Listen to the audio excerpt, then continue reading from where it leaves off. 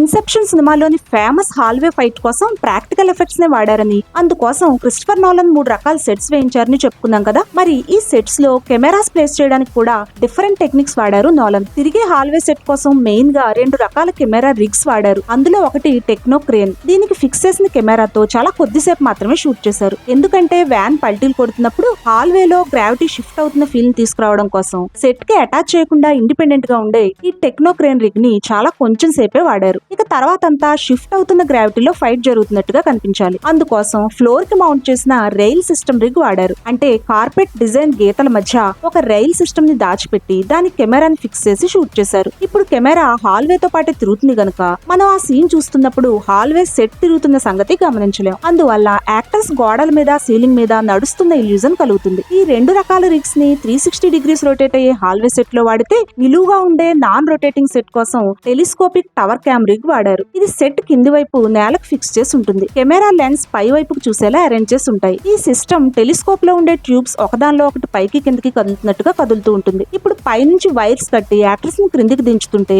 వాళ్ళు హాల్వేలో గ్రావిటీ లేకుండా తేలుతున్న భ్రమ కలుగుతుంది. ఇదంతా ఒక ఎత్తు అయితే లైటింగ్ మరింత పెద్ద ఛాలెంజ్. సెట్స్ 360 డిగ్రీస్ తిరుగుతూ ఉండడం వల్ల సెట్ లోని ప్రతి మూల కెమెరాలకి ఎక్స్పోజ్ అయిపోతుంది. అందువల్ల మూవీ లైట్ స్టాండ్స్, కేబుల్స్ లాంటివి దాచడం కుదరదు. ఈ ప్రాబ్లమ్ ని సాల్వ్ చేయడం కోసం హాల్వే సెట్స్ లో మనకు కనిపించే లైట్స్ మొత్తం షూటింగ్ కు కూడా యూజ్ అయ్యేలా రిగ్ చేశారు. నార్మల్ బల్బ్స్ కి బదులుగా ప్రతి సీలింగ్ ల్యాంప్ లోను 6 150 వాట్ ఫోటో ఫ్లడ్స్ అంటే చాలా పవర్ఫుల్ ఫిల్మ్ బల్బ్స్ ని ఫిక్స్ చేశారు. పైకప్పు అంచుల్లో ఉండే సాఫిట్స్ వెనక ఎవరికీ కనిపించకుండా 1000 వాట్ గ్లోబ్స్ ఉన్న నూక్ లైట్స్ ని ఇన్స్టాల్ చేశారు. ఇక జీరో గ్రావిటీ ఫీల్ తెప్పించడం కోసం వాడిన first technique wire system. Closeup shots కోసం పిల్లలు ఆడుకునే సీసాలా ఉండే రోలింగ్ కౌంటర్ వెయిటెడ్ రిగ్స్ వాడారు. యాక్టర్స్ వీటి మీద పడుకున్నప్పుడు గాల్లో తేలుతున్నట్టుగా అనిపిస్తుంది. ఇక రియల్ గ్రావిటీ వల్ల చిన్న చిన్న విషయాల్లో దొరికిపోకుండా ఉండడం కోసం కూడా చాలా కష్టపడింది నోలన్ టీమ్. మనిషి గ్రావిటీ లేనట్టుగా గాల్లో తేలుతున్నప్పుడు షూ లేసెస్ లాంటివి క్రింది వైపుకు పడిపోయి పట్టించేయకుండా సన్నపాటి వైర్స్ తో వాటిని కట్టేశారు. ప్యాంట్ అంచులు క్రిందికి వేలాడినట్టుగా ఉండకుండా స్టిఫ్ చేసేశారు. ఇక ఈ తిరుగుతున్న సెట్స్ లో